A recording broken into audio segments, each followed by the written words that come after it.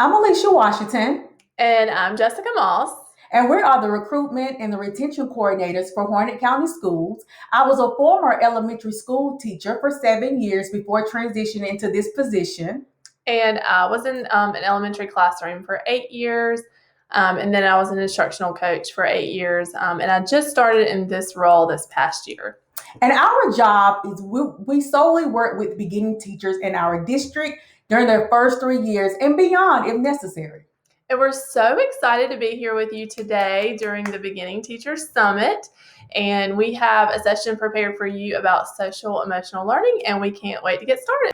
All right, welcome, beginning teachers. So glad you were able to join us after a challenging year. You guys made it work. You put your all in all, and happy summer to you. It is the summertime, so please get some rest. All right, so let's go ahead and get started. Again, I'm Alisha Washington. I'm the Recruitment and Retention Coordinator. And I'm Jessica Moss, and this is our email if you have any questions or if there's anything we can help you with. I'm Jay Moss at harnett.k12.nc.us, and Alisha is A. Washington at all of that fun stuff. And the title of our session today is Growing Our Students' Hearts and Minds. And like I said earlier, this is a session on social and emotional learning.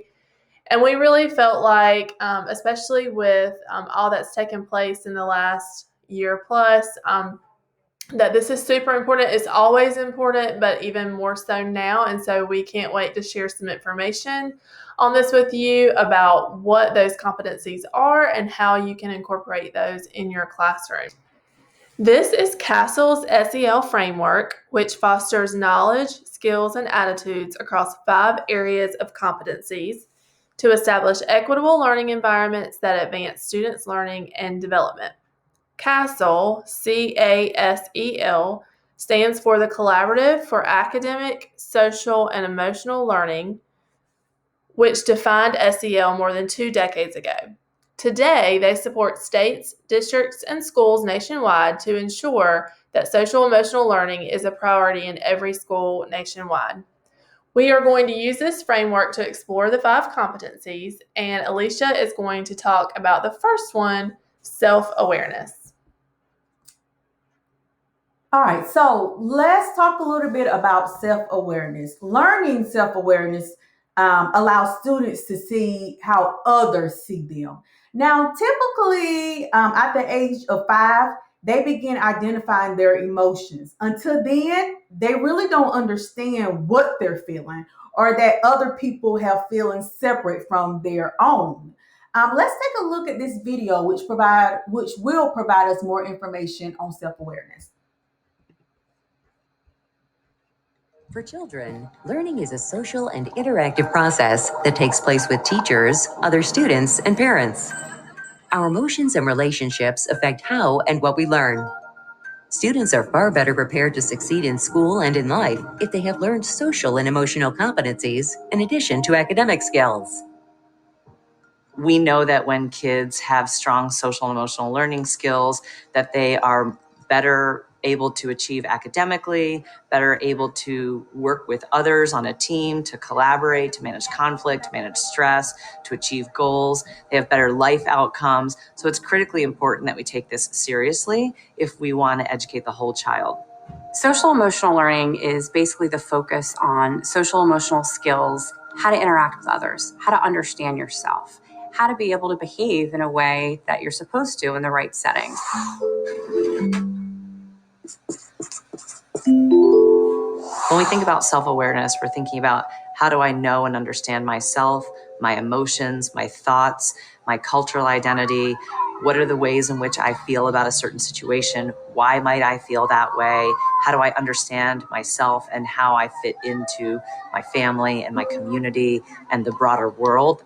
We want to give kids opportunities to really think about their own experiences, their own emotions, and how they are dealing with those things.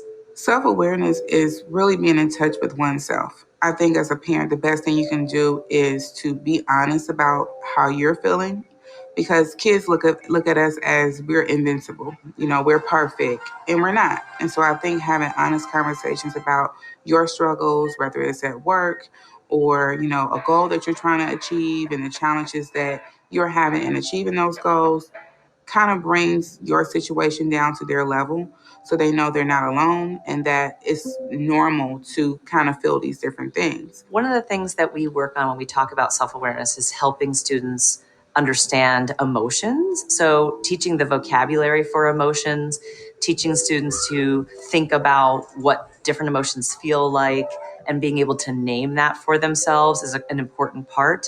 As teachers and adults, we need to go to the next level. And that goes all the way to junior high and high school. There's things called emotion wheels, where you have all sorts of words that even as adults we can look at and say, oh yeah, that's a great word for that emotion. So really being able to help them identify their emotions is huge and give them vocabulary that's challenging them. Secondly, then, what do they do with those emotions? What gets you nervous? Or when do you feel stressed out? Or when do you feel angry? Well, I feel angry when Johnny takes my truck. What do you do about it then? But in high school, the same type of thing applies. If I see my friend Stephanie talking to Lisa or sitting with her at lunch, what do I feel? I feel jealous inside. And then asking myself, is that really a big problem? Is that a small problem? In a classroom, we can model that for kids. So as a teacher, I can say, I'm really feeling disappointed today, fill in the blank. And maybe I'll even take some deep breaths, or gosh, everyone's really loud today.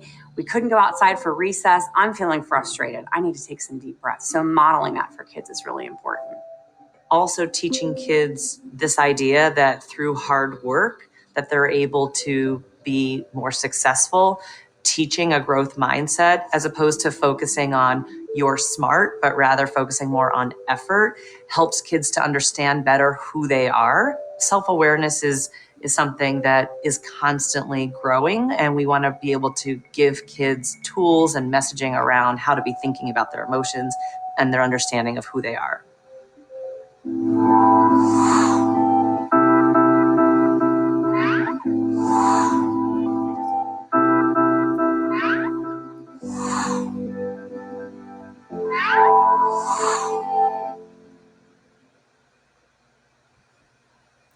All right, so again, let's take the time to review self-awareness. It's the ability to understand and assess emotions, strengths, and weakness. So you might ask the question, Alisha, how are some ways that I can incorporate self-awareness in my classroom? So I have an answer for you. These are some things on my screen that I have incorporated in the past in my classroom to help students, which number one, keep an emotion journal. For younger students, this may be pasting emoji faces, while older students, it might be a digital journal. But just taking the time for a daily emotional assessment will allow students to understand and explore their feelings. Daily check-ins. See how your students are doing, especially in this time and day.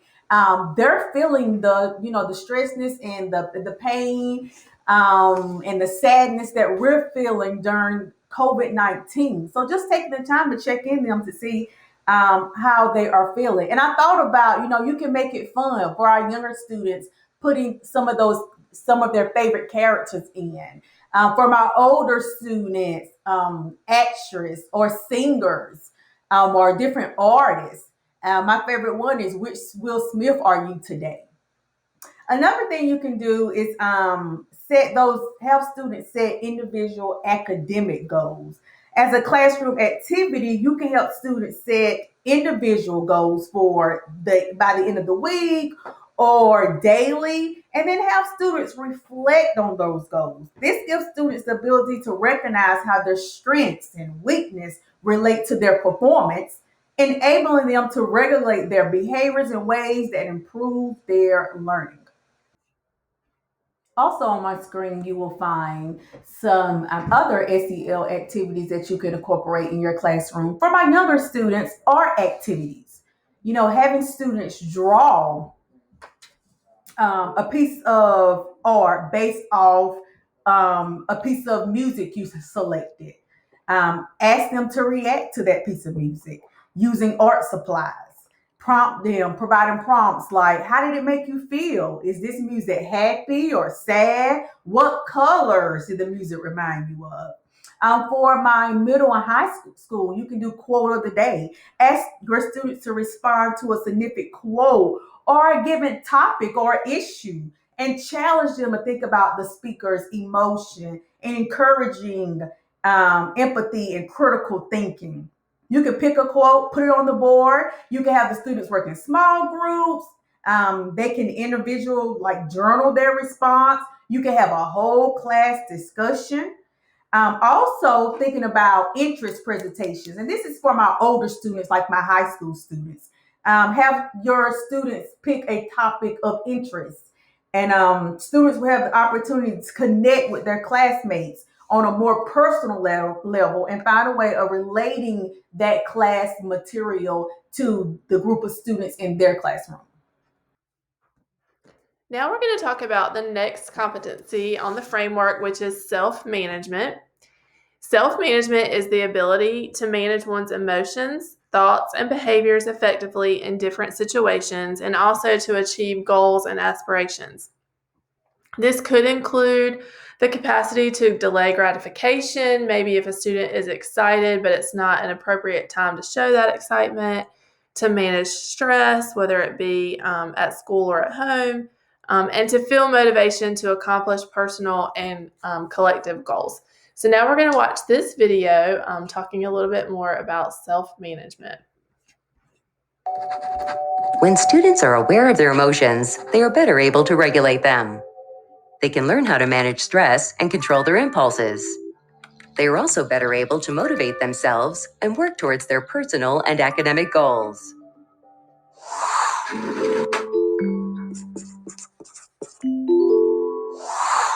Self-management is not just understanding who you are, but what are you doing with that information? How do you behave?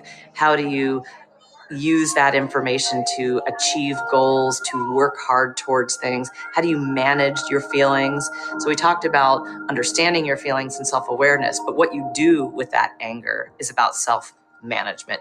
How do you turn your self-awareness and your feelings and your emotions into positive actions so that you can have agency and advocacy for what you believe? These are all part of self-management and critically important for not just school, but work and life itself. As adults, as teachers, as parents, we're responsible for helping kids by creating a regulating environment. So for example, in a classroom, it's really important to think about your environment and how you're helping kids regulate. So if you have a chaotic classroom and there's always tons of noise and maybe you have stuff all over the walls and you're not really organized yourself, that might be chaotic to kids. When you walk into your own classroom, do you feel calm? Do you feel regulated? Do your kids come into that classroom feeling safe? Because that's number one. We have so many kids with trauma and they're coming from homes that we can't even imagine what they're going through. And they walk into a classroom already completely feeling dysregulated. So something as simple as greeting each student at the door, smiling, using their name, that helps calm and regulate kids. We know there's a lot more kids with challenging behaviors. So let's give them an appropriate way to regulate themselves. They know at any time they can go to the safe corner, sit in the beanbag, take deep breaths, and usually we can have visuals there to remind them. So self-management, I think about, stop, think, act. With elementary children, it's very easy because they're often engaged in that play, whether it's at recess or through games. It's easy to have those conversations because of, conflicts that they have that we think are very minute, but for them are really great. With middle schoolers, I think through scenarios, going through skits and going through scenarios and really giving them real life examples versus having a fight or argument. What's the best way to address your conflict? What's the best way to communicate how you feel? That's an adult skill that you'll need for life. And I think we have to stop and really point out to kids, hey, this is not okay. There's a better way. Or really allow them to manage the problem for themselves and just be there as a facilitator to guide that process. I'm feeling really frustrated at Johnny again because he took my truck. Well, I'm going to take a deep breath and I'm not going to grab him back or I'm not going to punch him because that's the wrong thing to do. So for little ones, it's teaching them that they have the control. to take a breath, to take a moment and think about what they're going to do. When we're talking about teaching self-management and how kids can practice that, we're really helping kids think through ways to stay focused and to stay engaged and persevere. So maybe during a math lesson, we're providing opportunities for them to work through multi-step problems and think through multiple solutions to those problems. We also may be asking students to think about how to control their impulses to shout out answers, really by giving them some norms and routines for how they can get their voice heard. We also want to encourage students to have their voice heard in positive ways. Having them at the table and having them feel heard gives them a better sense of who they are and how they can use their voice in positive ways. So we really believe elevating youth voice is an important part of helping students develop positive self-management and contributing to the greater good of the school.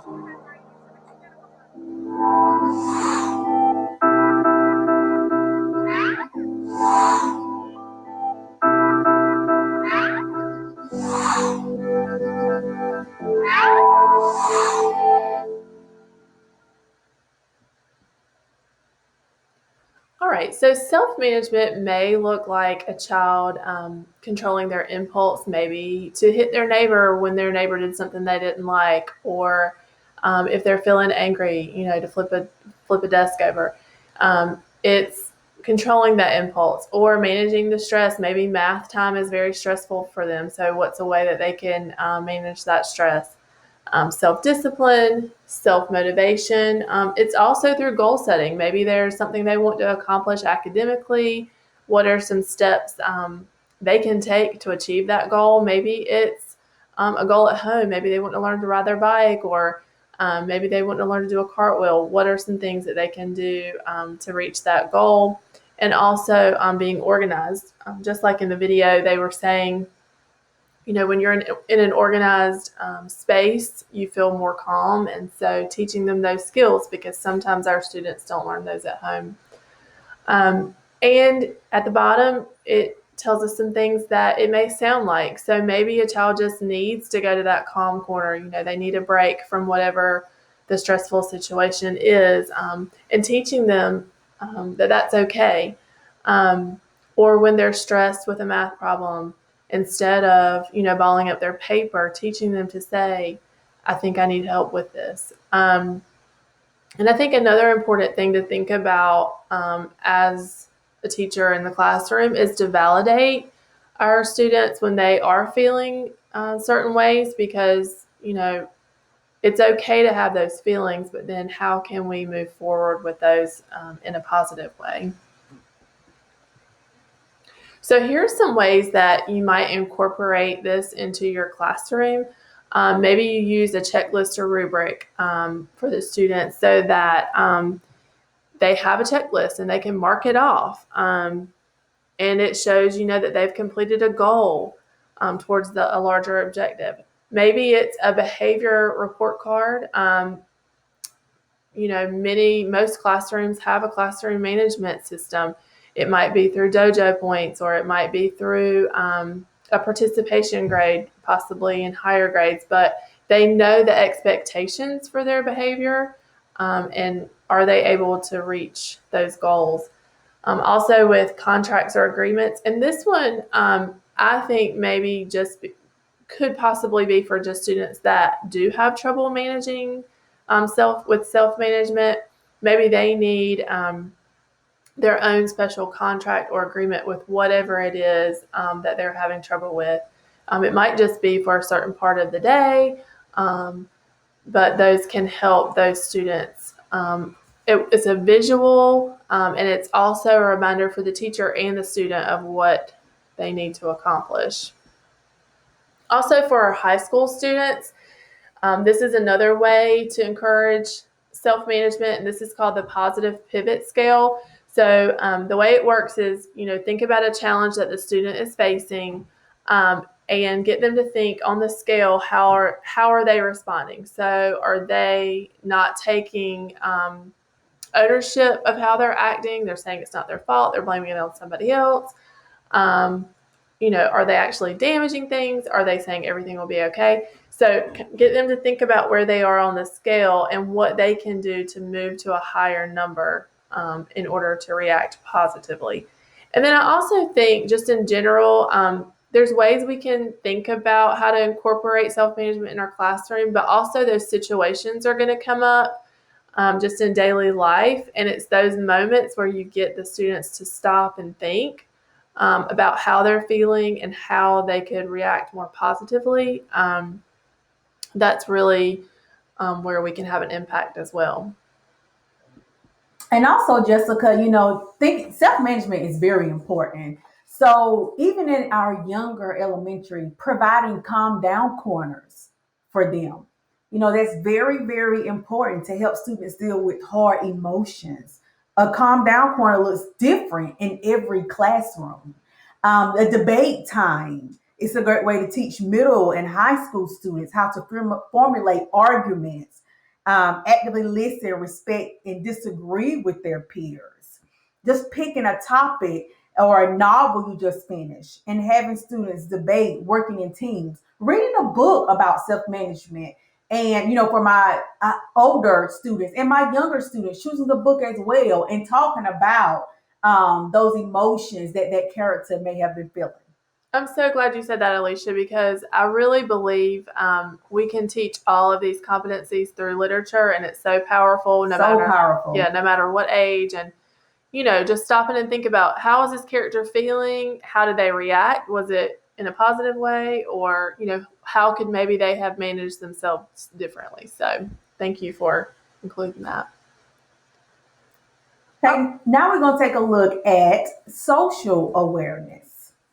Let's take a look at the video, which will provide us some information, and then we'll get into social awareness. Students are better able to navigate the world if they can understand the perspectives of others. They will build better relationships at school, at home, and on their future jobs if they can empathize with others, including those from backgrounds and cultures that are different from their own.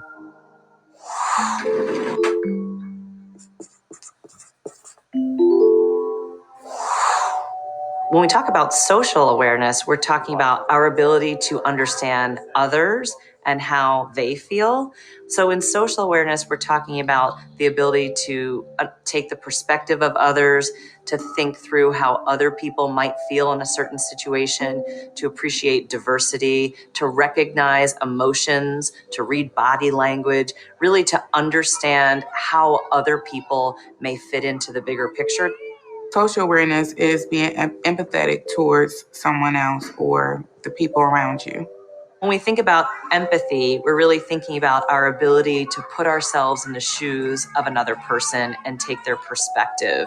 And it takes intentional work. We also know appreciating diversity and showing respect for others is a critical part of social awareness.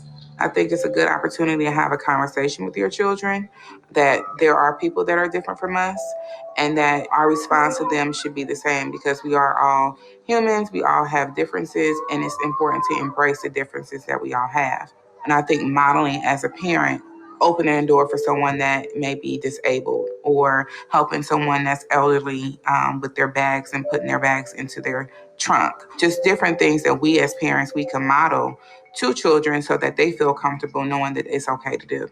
How would I feel is an important lesson to be talking with our young people about all the time. And not just our young people, our older students and adults. We all need to be thinking about how might that feel if I were in that situation. So if we're actually teaching that in school, what does that mean? You can start with your friend. What is Sarah thinking right now? You can do that in a myriad of ways. Teachers are so creative. We do it with books, with characters. Let's talk about this character. What is she feeling? What might she do? How would you feel in that situation? You can actually then have role plays as older kids. Talk about something you went through. Talk about how you were feeling. How do you think he was feeling? How do you think she was feeling? Have that be a continuous part of conversations. And this doesn't have to be a separate social emotional lesson. It can be history, English, even math, you name it. There's always a way to talk about how others are feeling and thinking and how you could work more together.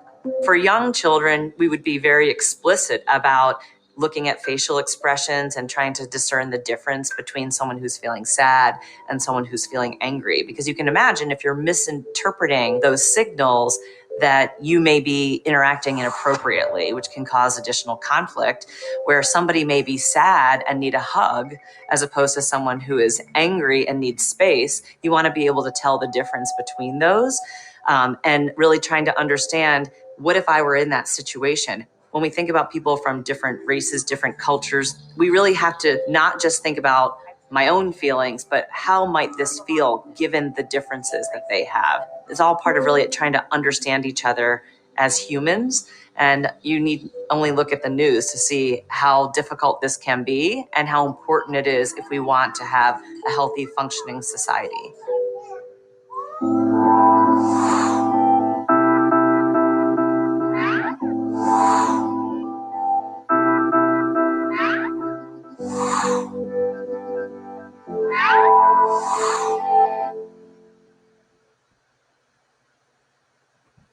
All right, so like we learned in the video, social awareness is the ability to understand and empathize with others' points of view. And I do think this is a really hard one for kids because, we're born very selfish. And so this is a skill that has to be taught. One way that we can do this is through active listening. So put yourself in the other person's shoes. Be attentive to what they're saying. I think back to Stephen Covey's 7 Habits, and one of those is seek first to understand and then be understood. And that's what I was really thinking about when we were listening to the video about social awareness. Is so important. To not be in your own head thinking about what you're going to say next, but to really be listening and trying to understand. If you look at bullet 3 there, it talks about, what is the sound of their voice? Sometimes you can tell just over the phone how somebody's feeling just by the sound of their voice. What does their face look like? All of those things. And, just ask open-ended questions. So those are, that would be a good role-playing activity to use the active listening guidelines. Another thing you can do is put yourself in someone else's shoes. So this is just an example for some older students of situations that they may be in, but just pick a card, read it aloud, and have the students discuss how that student might be feeling. But you could adjust this to younger kids with situations that will be appropriate for them. Also through read alouds, and they discuss that in the video, but characters are such a great way to explore these things because it's not so personal. So we can think about, how the character is feeling and why the character is feeling that way. So I really think this is things that we can intentionally do in our classroom, but then also just through conversations and through modeling, we can really model what it means to empathize with others. All right, and now we're going to talk about relationship skills. Relationships, so important. Students need to learn how to work with one another. We're going to take a look at the video, and then we're going to dive more into relationship skills. A child's future ability to succeed in the workplace, become a leader, and achieve long-term happiness will depend in no small part on their ability to build positive relationships. Students who learn to communicate clearly, cooperate with others, and constructively negotiate conflict are well on their way to future success.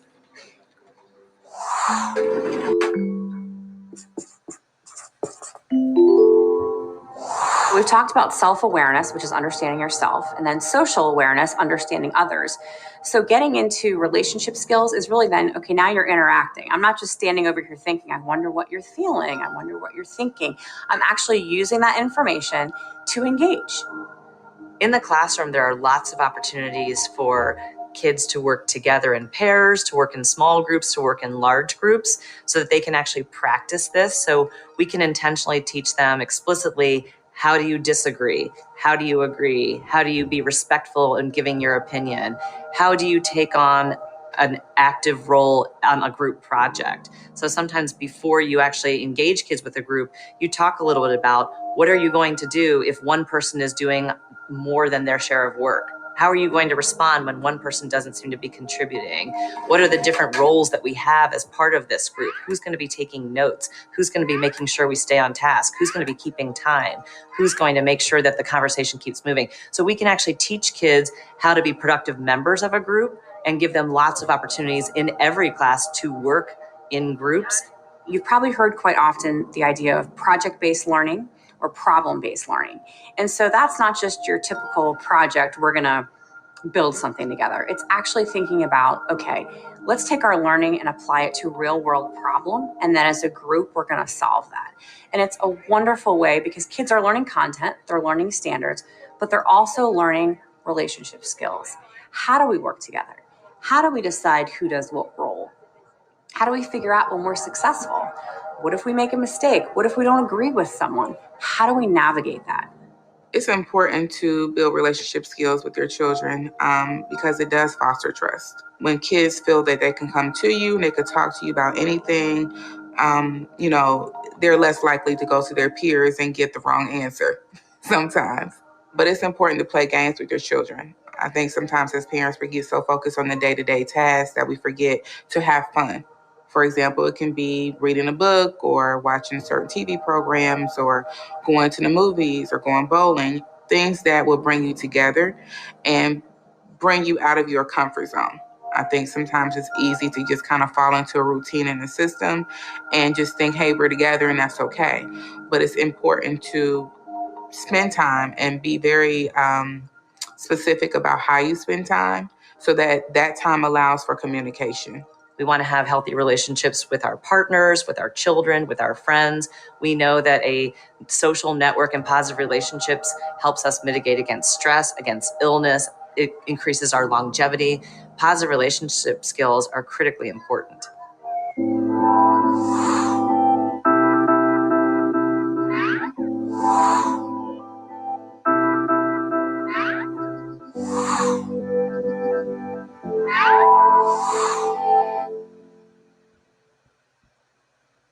All right, so again, relationship skills is building and maintaining a healthy relationship, communication skills, and teamwork ability. When your students move on to career in college, being able to work well with others will become a crucial life skill, which is why it is important for students to develop good interpersonal skills early in life.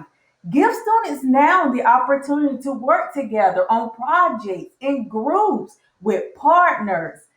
When assigning partners, try to pair students who are less confident, shy, with other students who are more social or self-confident. When conflict arises, using the opportunity to have students reflect on how their actions affect others.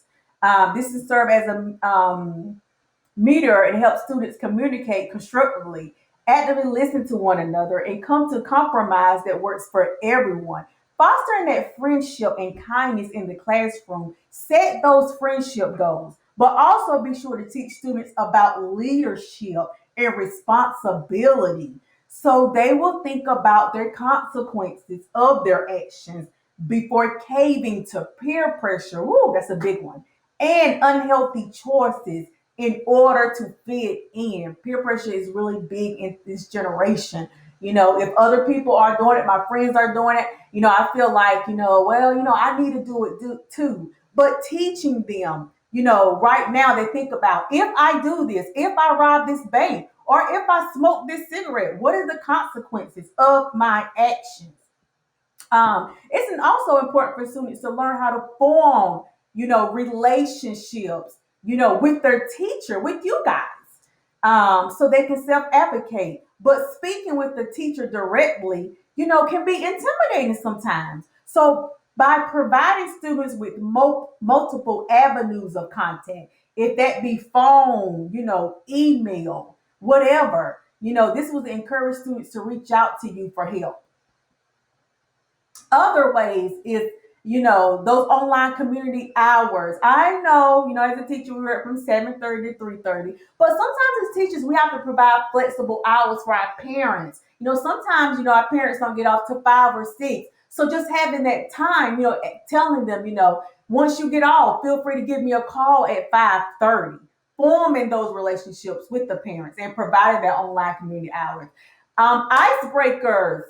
These are things we do sometimes, in the beginning of the year to get to know our students. But how about continuing on those icebreakers throughout the year to help students with their relationship skills? Class meetings. Challenge your students to bring ideas to your class meetings to help your class better. Include all students in activities to solve problems. You can use this as a space to gather student feedback, solve disagreements, and plan class events, or even just share. All right, so now we're to the last competency, which is responsible decision making. And really, this is where everything kind of comes together. So, first they're aware of their own emotions, then they're aware of others' emotions. They learn to empathize with others, and really that relationship piece, interacting with one another. But now we're to decision making based on all of that information. So we're going to watch this video and then we'll discuss it. Every child will face innumerable decisions throughout their lives. Will they make constructive choices that will help them build a successful life? That will depend on their ability to analyze situations, understand ethical implications, and evaluate consequences. Their decisions will affect their own well-being and that of others.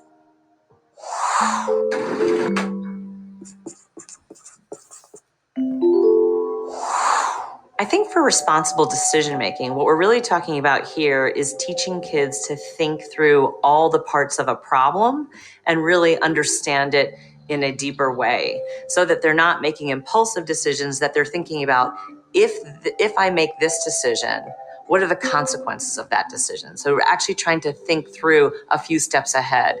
How will other people react to my decision to do X? That's actually involving your social awareness and your relationship skills as you're thinking through your responsible decision making.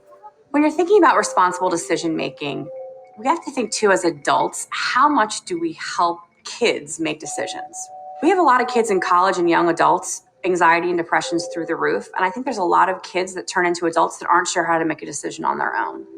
So the idea as teachers and parents of supporting our kids in decision making and also letting them deal with natural consequences of their decisions when we know it's not going to hurt them, of course. And again, it's case by case and it depends on age, but it's really important to think about us as scaffolding them, but we want them to be able to eventually make independent decisions that hopefully are the right ones for them.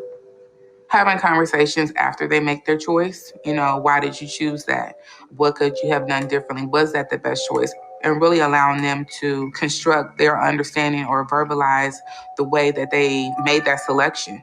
Sometimes it may be because it was enticing or because they thought it would be fun or they thought it would have a certain outcome. And that may really give us some insight on how do we present choices? What choices can we present that in the end really gives us what we're looking for? Because choice allows growth and opportunity.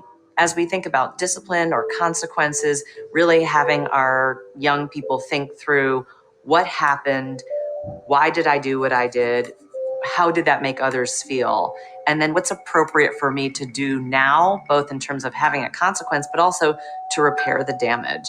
So if a young child is in trouble for being disruptive in the classroom, we could just give them a timeout, or we could actually help them understand, why is that actually a problem? What is the teacher's experience like when she's trying to teach a lesson and you keep on being disruptive?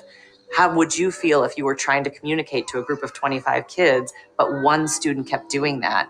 And what can we do to let that teacher know that we understand how she must feel and that we're sorry about that?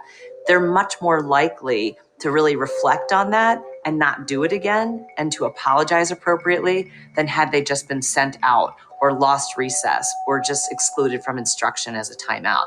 So it's really important for discipline that we give kids opportunities to analyze the situation, to reflect on the different perspectives, and to repair that damage so that they're more likely to internalize the lessons that can be learned from these conflicts and not simply just repeat it again or just get angry.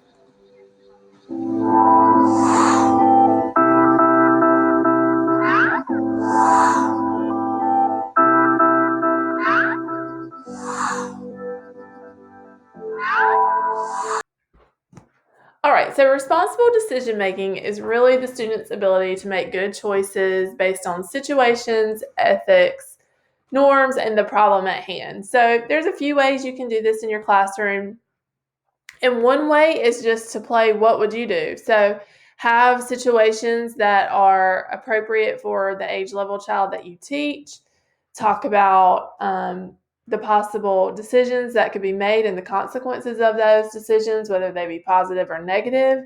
And really kind of do a think aloud about how you would make that decision, a responsible decision based on that situation.